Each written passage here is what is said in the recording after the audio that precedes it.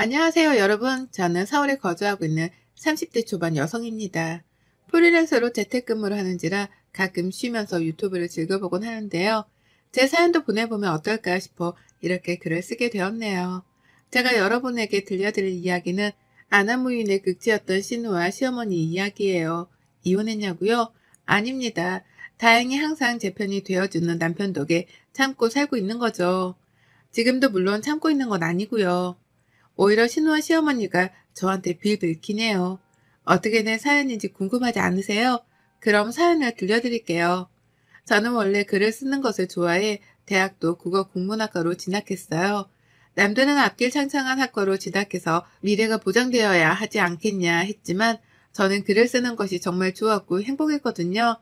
여유가 있던 친정 부모님 덕분에 부족함 없이 유복한 환경에서 학창 시절을 보냈고 하고 싶은 거 하면서 살라며 적극적으로 지원해 주신 덕에 저는 대학 공부를 무사히 마칠 수 있었어요. 그렇게 졸업 후에는 경험을 쌓기 위해 출판사에서 근무를 하게 되었어요. 남편도 직장을 다니면서 만나게 된 케이스고요. 남편은 디자인 회사에서 책 표지, 잡지 표지를 담당하는 직원이었고 함께 프로젝트를 진행하며 가까워진 탓에 연애를 하게 되었고 지금 이렇게 부부가 되었답니다. 남편은 성정이 정말 착하고 모질지를 못합니다. 며느리 사랑은 시아버지라고 시아버지도 저라면 꿈뻑 하세요. 생일이 되면 매번 용돈에 축하 선물에 직접 떡이나 케이크도 만들어주시고 카드도 써주실 정도로 정말 다정하시고 인자하신 분이세요. 그런 아버님을 신랑이 꼭 빼닮았습니다.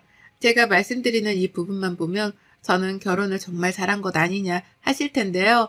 정작 문제는 신우이와 시어머니였어요. 막장 드라마에서 보던 아나무인의 극치가 설마 나한테도 나타나겠어? 했는데 웬걸요. 떡하니 인생에 끼어들어 태클을 거는 존재가 바로 눈앞에 있었죠. 아버님만 따로 찾아뵙고 서로 왕래는 하고 있지 않지만 그만한 이유가 있어요. 재작년 제가 그 사건을 겪고 난 뒤 시부모님이 이혼을 하셨거든요. 남편도 치가 떨린다며 아버님만 찾아뵙자고 단도리를 한 탓에 뭐 저야 편하게 된 거죠. 남편과 정말 어렵게 결혼했습니다. 파혼의 위기가 있었지만 남편을 많이 사랑했기에 꾹 참고 결혼에 성공했어요. 파혼할 뻔했던 이유와 몇 년 전 사건으로 인해 시부모님이 이혼하신 일, 제가 시누이와 시어머니를 없는 사람 취급하며 사는 이유가 같아요. 결혼 전 양가 집안에 인사를 드리러 갈 때부터가 시작이었어요. 남편의 집에 인사를 갔는데 오느라 고생했냐는 말도 없이 대뜸 빈손으로 왔냐고 묻는 것을 보고 빨리 파악했어야 했어요. 당시 시부모님은 경북 문경에서 과수원을 운영하고 계셨거든요. 아니 제가 처음 인사드리러 간 자리에 빈손으로 갔겠어요. 잘 보이려고 한우 세트에 고급 찻잔 세트에 또 30만 원짜리 양주 한 병에 양손 가득 들고 갔어요. 야근까지 한마당에 더군다나 먼 길을 온 손님한테 앉으라는 말 한마디도 없이 면전에 대고 이런 말씀을 하시더라고요. 너무나 기가 막혔죠. 쓸데없이 이런 거 왜 들고 왔니? 차라리 돈으로 가져오지. 그리고 누구 코에 붙이라고 이 정도 막 가져온 건지 모르겠네. 비싸 보이지도 않고. 얘, 이거 백화점에서 산 거 아니지? 신우이는 내 선물 없어요? 다 엄마 아빠가 좋아하는 거고 왜 내 선물은 없죠? 원래 이런 데 오면 미리미리 준비해야 하는 거 아닌가? 벌써부터 점수 깎이네. 때리는 시어머니보다 말리는 신우이가 더 밉다고 했던가요? 신우는 겨우 저보다 3살이 많았고 그래서 그런가 다짜고짜 말을 놓더라고요. 어차피 결혼하면 자기가 손윗사람 되는 거 아니냐며 저를 가르치려고까지 하더군요. 처음 뵙는 자리에서 큰 소리가 나게 할 수는 없기에 남편을 쳐다보며 이 악물고 참았어요.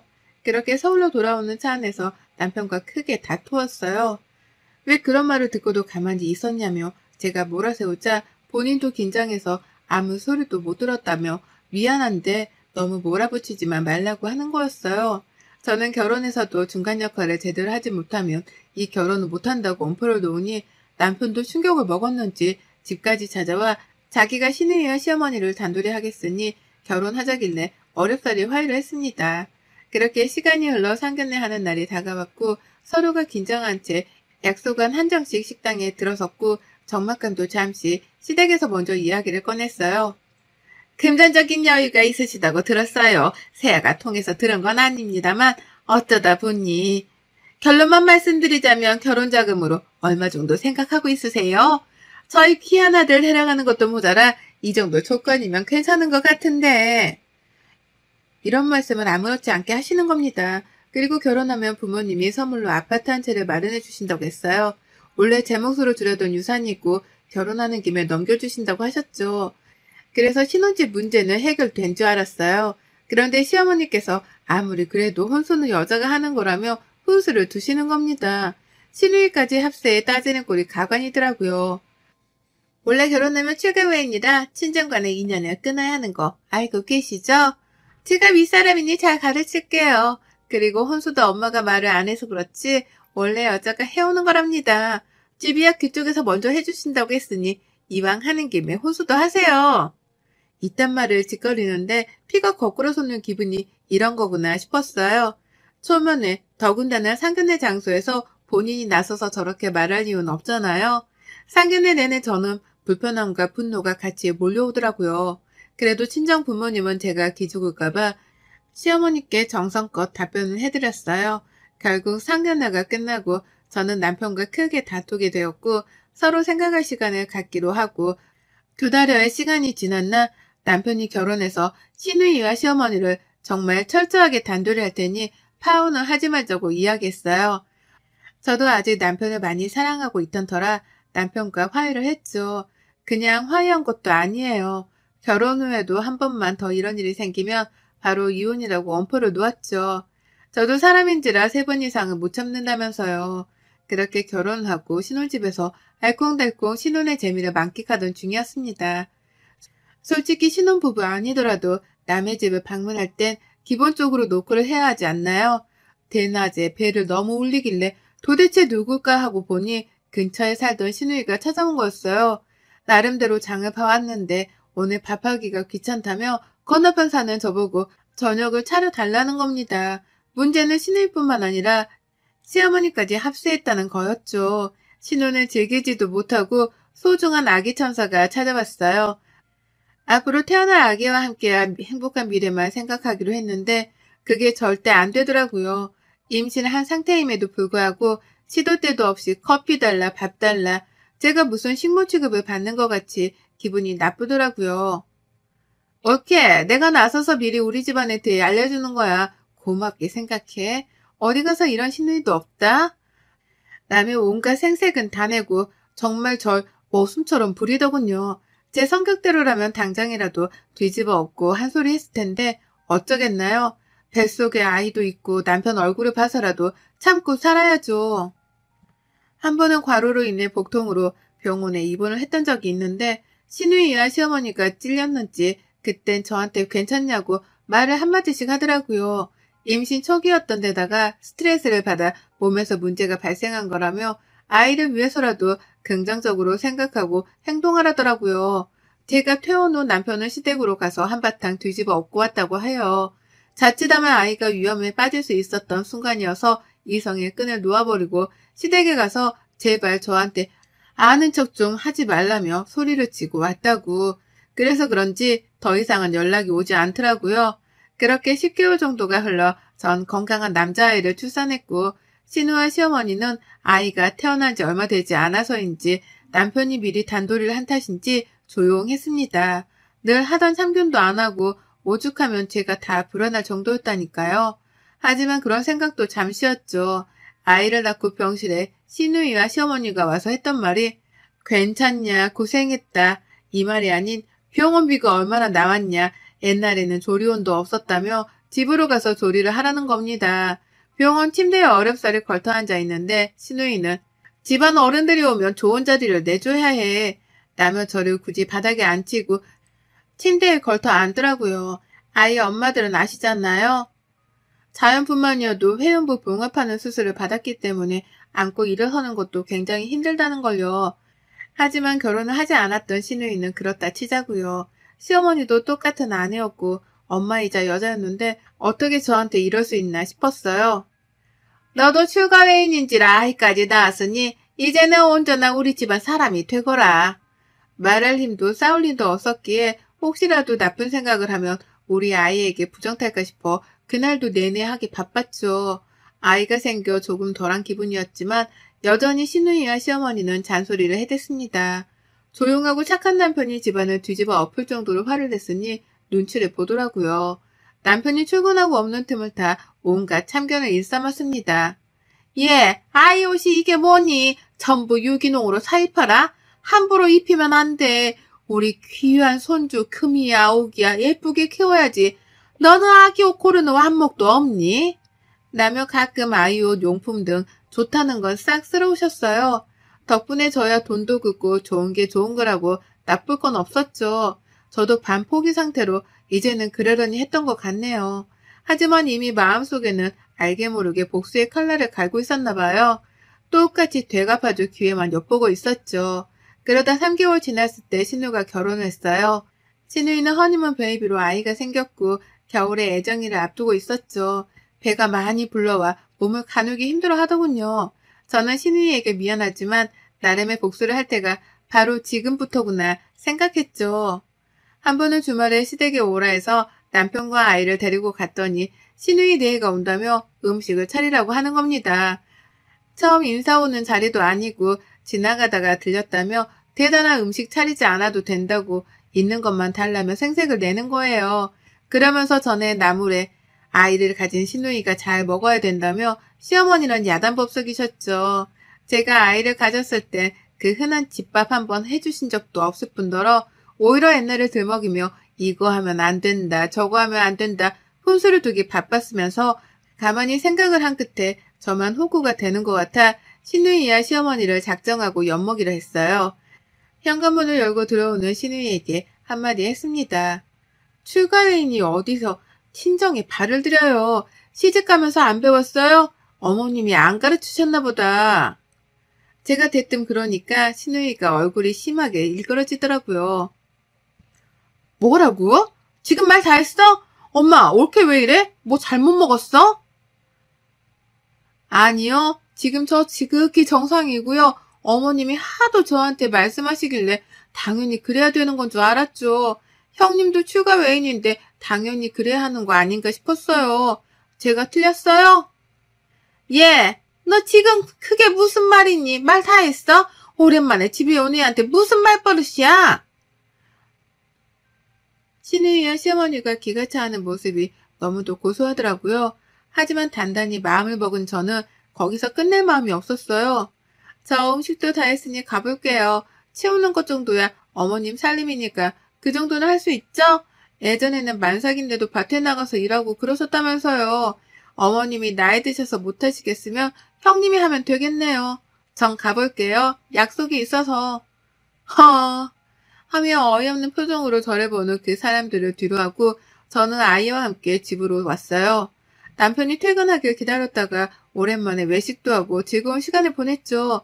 늦은 저녁이 다 되어서야 집에 들어왔는데 마침 어머님한테도 전화가 오더라고요.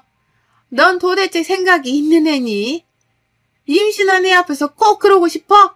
걔는 내 딸이잖니. 넌 며느리고. 도대체 어디서 배워먹은 짓인지 너 앞으로 그러지 말아라. 내일 날 박은 대로 전화해서 사과하고. 어머, 제가 왜 사과를 해야 하는데요? 저 잘못한 거 하나도 없고 어머님이 가르쳐 주신 대로 그대로 한 건데 잘못한 거면 형님이 한참 잘못한 거죠. 어디 출가회인이 친정에 드나들어요? 제가 받아치니 시어머니는 할 말이 없으셨는지 말할 가치도 없다고 화를 내시곤 전화를 끊었어요. 남편은 무슨 일이냐 물었고 저는 있는 그대로 말해주었어요. 오히려 제게 잘했다고 하더라고요. 그렇게 하지 않으면 본인들이 뭘 잘못했는지 모른다고요. 그렇게 시간이 흐르고 신우이가 출산했어요. 제가 나름 유명한 병원에서 아이를 출산했고 남편이 좋은 환경에서 쉬어야 한다며 값이 비싼 산후조리원에서 몸조리를 했거든요. 신우이도 그게 배 아팠는지 제가 다니던 병원 산후조리원을 그대로 이용하더라고요. 저와 남편은 신우이를 보러 갔어요. 이미 시어머니가 와 계셨고요. 아니나 다를까 신우이는 침대에 앉아서 시어머니가 깎아주는 과일이며 간식을 먹고 있었어요. 어머 형님, 왜 침대에 앉아 계세요? 어른이 바닥에 앉아서 과일이나 깎게 하시고 너무하시네. 어머니 무릎도 안 좋으신데 너무하시네요. 빨리 바닥으로 내려오세요. 뭐? 지금 나 애 낳은 거 안 보여? 말이 되는 소리를 해야지. 산모한테 바닥에 앉으라니 뭔 소리야? 아니 기본적인 것도 모르시네요. 기억 안 나세요? 저 입원했을 때도 그러셨잖아요.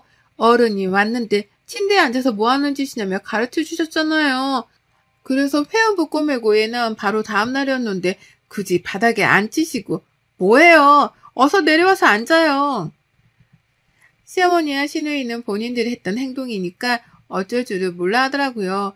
시누이는 우물쭈물 시어머니를 바라보며 어떻게 해야 하냐는 도움의 눈빛을 보내더라고요. 그때였어요. 제 고개가 옆으로 휙 돌아가는 게 아니겠어요? 시어머니가 제 뺨을 때린 거였죠. 얼마나 세게 때리셨는지 제 얼굴이 다 얼얼하더라고요. 음료수를 사러 나간 남편과 시누이의 남편이 마침 들어왔고 이상한 분위기를 감지했어요. 병실에 들어온 거 몰랐던 시어머니가 눈에 불을 켜고 저에게 달려들며 이야기하더라고요.